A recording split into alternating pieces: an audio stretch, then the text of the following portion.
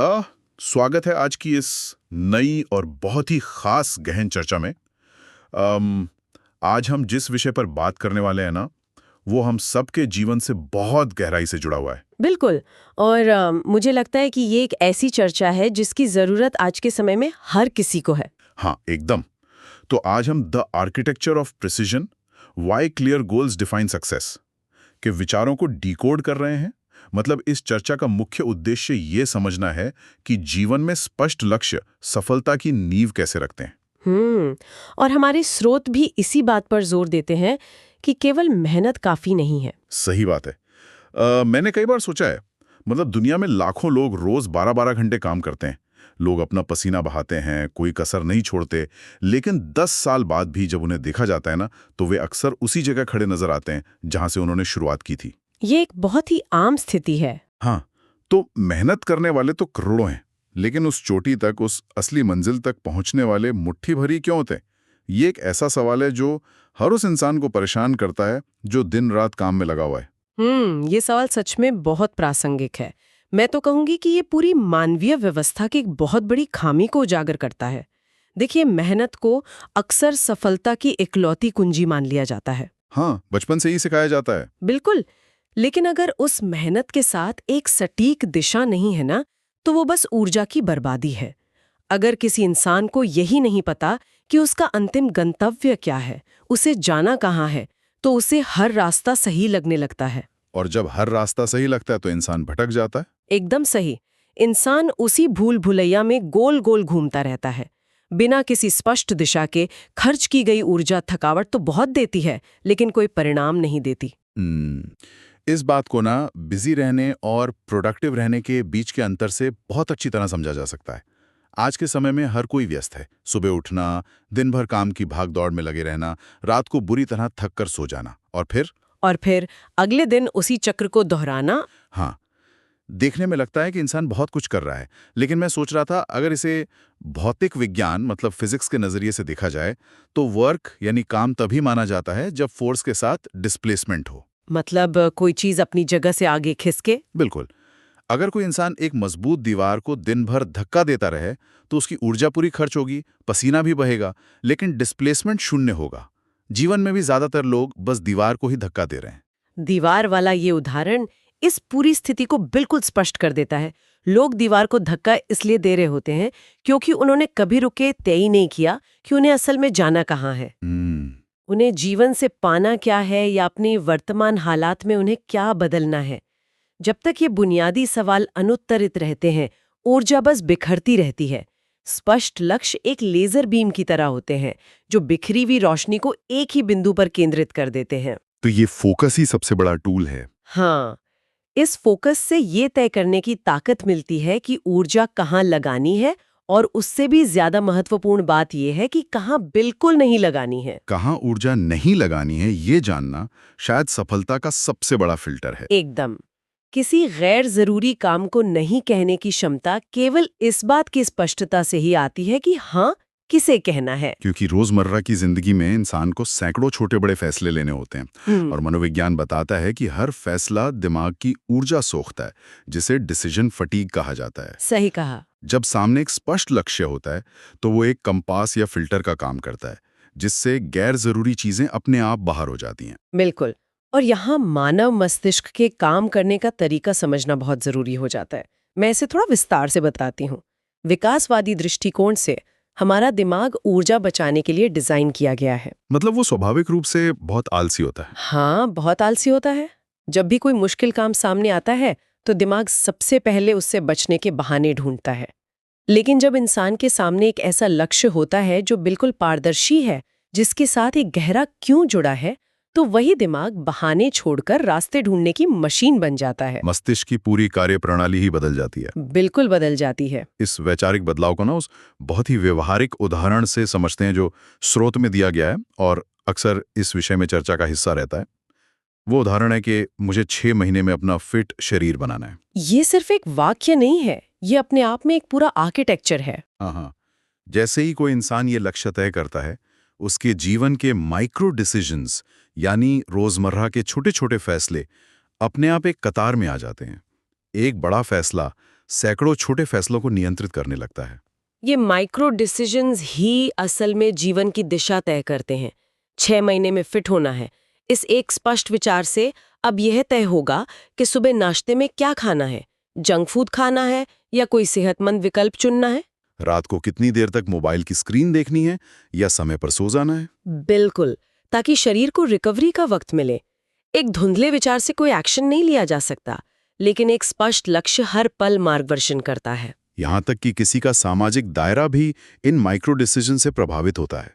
इंसान अपना समय किसके साथ बिताएगा, ये भी इस बात पर निर्भर करने लगता है कि सामने वाला उसके लक्ष्य में मदद कर रहा है या उसे भटका रहा है। सही बात है। अगर लक्ष्य बिल्कुल साफ है तो किसी पार्टी में जाकर शराब या अनहेल्दी खाने को मना करना बहुत आसान हो जाता है, क्योंकि दिमाग के पास उस ना के पीछे एक बहुत ही मजबूत और तार्किक कारण होता है।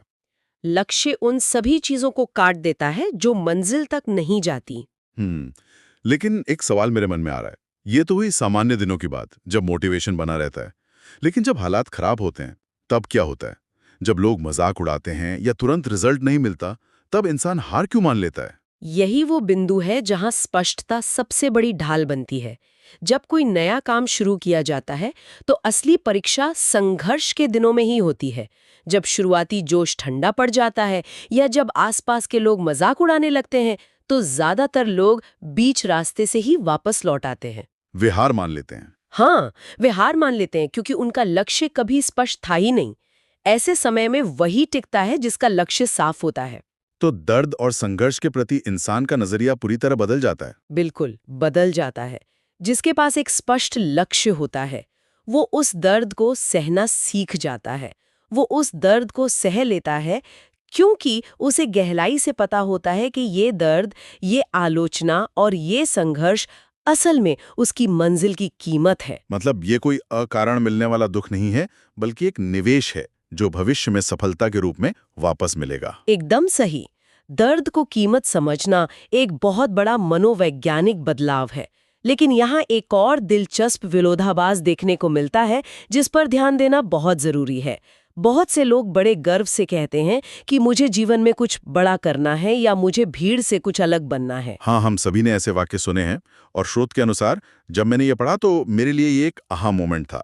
सुनने में ये बातें बहुत प्रेरणादायक लगती हैं, लेकिन गहराई से विश्लेषण करने पर पता चलता है कि ये सबसे खतरनाक आधी अधूरी इच्छाएं हैं। बिल्कुल, ये लक्ष्य बिल्कुल नहीं है और यही कारण है कि ये कभी पूरे नहीं होते। ये सच में एक ऐसा पहलू है जो चौंका देता है, जिसे ज्यादातर लोग अपना सबसे बड़ा लक्ष्य मानकर चल रहे होते हैं। वो महज एक धुंधली इच्छा है, कुछ बड़ा करना है। ये एक बहुत ही अमूर्त विचार है। दिमाग को इस वाक्य से कोई स्पष्ट निर्देश नहीं मिलता। वो ये नहीं समझ पाता कि बड़ा आखिर है क्या। और जब तक कोई चीज स्पष्ट नहीं है, उस पर कोई ठोस कदम नहीं उठाया जा सकता। और यही सबसे बड़ी भूल है जो अक्सर लोग करते हैं, इच्छाओं को लक्ष्य मान लेना। हमारे स्रोत में भी इस बात को बहुत स्पष्ट रूप से बताया गया है कि एक लक्ष्य तभी काम करता है जब उसे मापा जा सके, जिसे मेजर किया जा सके। हाँ, जब तक किसी विचार में संख्या यानी नंबर और समय यानी टाइमलाइन नहीं जुड़ जाती, तब तक वो एक स्पष्ट लक्ष्य नहीं बनता। वो बस एक हवाई बात ही रहता है। एक क्लियर गोल का सबसे अहम फॉर्मूला यही है कि उसमें कोई मापदंड होना चाहिए ताकि प्रगति को ट्रैक किया जा सके। चलिए, इसे मापने के तरीके को कुछ ठोस और रोजमर्रा के उदाहरणों से डिकोड करते हैं, जो स्रोत में भी दिए गए हैं। मान लीजिए कोई कहता है कि उसे एक बहुत सफल यूट्यूबर बनना है। ये सिर्फ एक इच्छा है। हाँ, ये एक इच्छा है। लेकिन अगर कोई कहता है कि 1 साल के भीतर अपना यूट्यूब चैनल 1 लाख सब्सक्राइबर तक पहुंचाना है, तो ये एक क्लियर गोल है। यहाँ 1 साल का समय है और 1 लाख की संख्या है। बिल्कुल। इस दूसरे वाक्य में जो सटीकता है वो दिमाग को काम करने के लिए मजबूर करती है। हाँ, अब उस इंसान का दिमाग इस 1 साल को 12 महीनों और 52 हफ्तों में बांट सकता है। हाँ, वो हिसाब लगा सकता है कि हर हफ्ते कितने वीडियो बनाने होंगे। हाँ, किस तरह का कंटेंट बनाना होगा और कितने नए लोगों तक पहुंचना होगा। अगर 1 महीने बाद 10,000 सब्सक्राइबर नहीं हुए तो उसे तुरंत पता चल जाएगा कि उसकी रणनीति में बदलाव की जरूरत है। यही प्रिसिजन यानी सटीकता की वास्तव कला है। एक और उदाहरण लेते हैं जो स्वास्थ्य से जुड़ा है। अक्सर लोग कहते हैं कि मुझे पतला होना है या मुझे फिट होना है। तो ये दिमाग को एक सीधा और मेजरेबल टास्क देता है। 5 महीने का समय और 10 किलो की सटीक संख्या। अब हर हफ्ते ये नापा जा सकता है कि आधा किलो वजन कम हुआ या नहीं। अगर नहीं हुआ तो डाइट और वर्कआउट में तुरंत सुधार किया जा सकता है। यही बात करियर पर भी तो लागू होती है ना? बिल्कुल होती है। अक्सर युवा कहते हैं कि मुझे जिंदगी में एक अच्छी नौकरी चाहिए।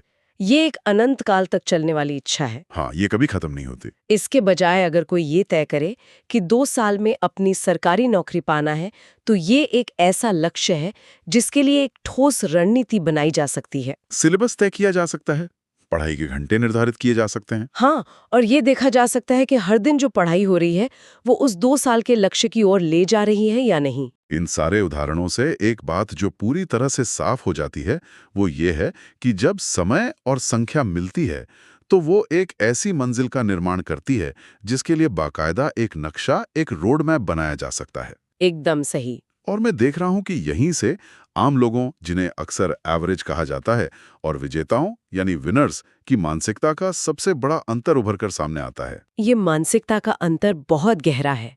एक औसत मानसिकता हमेशा हालात के प्रति प्रतिक्रियाशील होती है।